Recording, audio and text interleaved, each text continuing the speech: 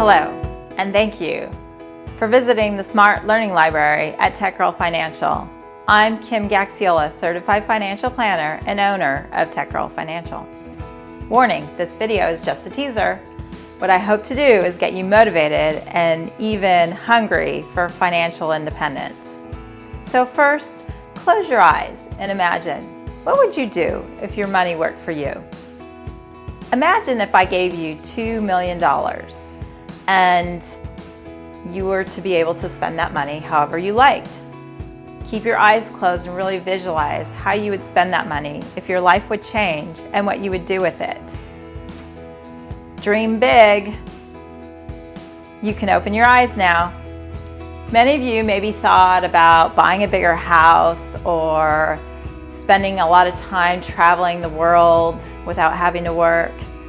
Perhaps you want to become an entrepreneur and start your own business, and this is your seed money.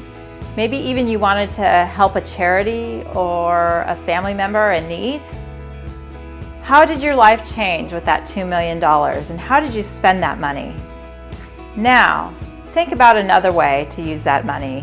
What if instead of spending the $2 million, you actually invested it? And every year for the rest of your life, you were to receive about $80,000 in income. And the $2 million didn't disappear either. It actually grew slowly for you so that every year you could take out a little bit more income to account for the fact that prices go up. That's inflation. That's what happens when you make your money work for you. So instead of you going in day to day for a paycheck and constantly needing that job in order to help your family survive, instead your money is going to work for you. And your money is there to provide a paycheck for you year after year. And you work if you want to work because you enjoy what you're doing instead of because you have to work for that paycheck. That's what happens when you have financial independence. You can live, give, and work according to your values instead of just working for the biggest paycheck, which may not be the right standard of living for you or your family. Sounds nice, doesn't it? If at this point you're thinking, that's interesting, I want to know more about becoming financially independent, well, stick around. We'll talk about establishing credit, why it's important to have it, and how to use it responsibly. We'll also talk about understanding workplace benefits. Your workplace benefits are the core to your financial foundation. And if you choose to go out on your own, build a company, or do consulting work, you'll want to make sure that your financial foundation is still covered. We'll also talk about what it would be like to become an entrepreneur.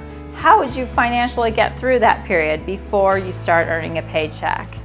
Find your passion and build something around it. But don't forget not to go into everlasting debt in order to fund it. Lastly, we'll talk about sudden money.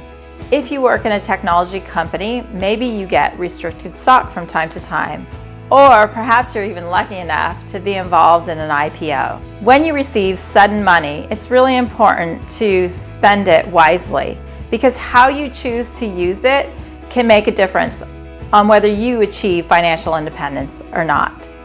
So stick around and read often our new material popping up in the Smart Learning Library.